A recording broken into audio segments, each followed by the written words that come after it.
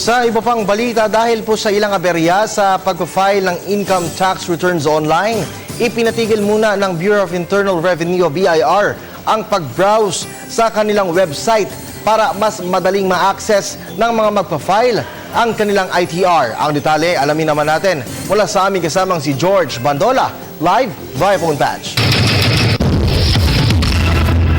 Kirby, actually, inasahan na ng Bureau of Internal Revenue na magkakaroon ng slowdown ng kanilang server dahil sa inaasahang pagdagsa ng mga income tax filers para sa ngayong income taxable year 14, base na rin sa pinapakatupad na deadline na hanggang April 15.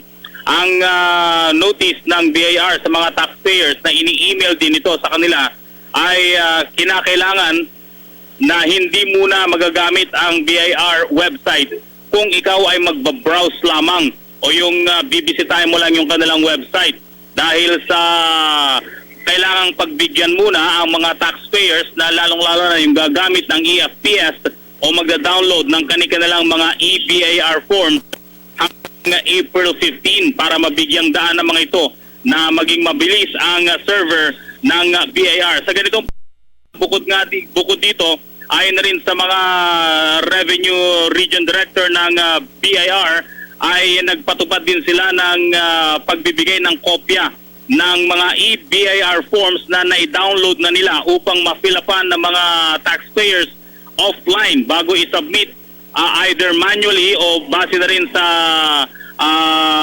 bagong abiso ng BIR ay kinakailangang maibigay sa mga revenue district offices ng April 15.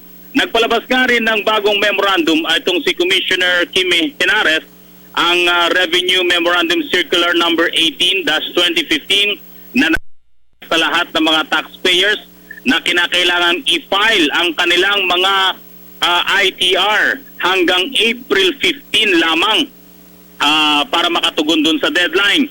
Either gumamit sila ng e-BIR forms o yung mga lumang forms. Basta ang kailangan, file ang mga ito hanggang April 15 manually o kaya electronically. Pero meron pa sila, bibigyan sila ng 60 days hanggang June 15 para ma-enroll nila ito electronically. Ito yung bagong nilalaman ng RMC 18-2015. Bibigyan sila ng 60 days para ma-file ito electronically at nang hindi sila mapatawan ng kaukulan. Para sa Telebisyon ng Bayan, George Bandola. Maraming salamat sa iyo, George.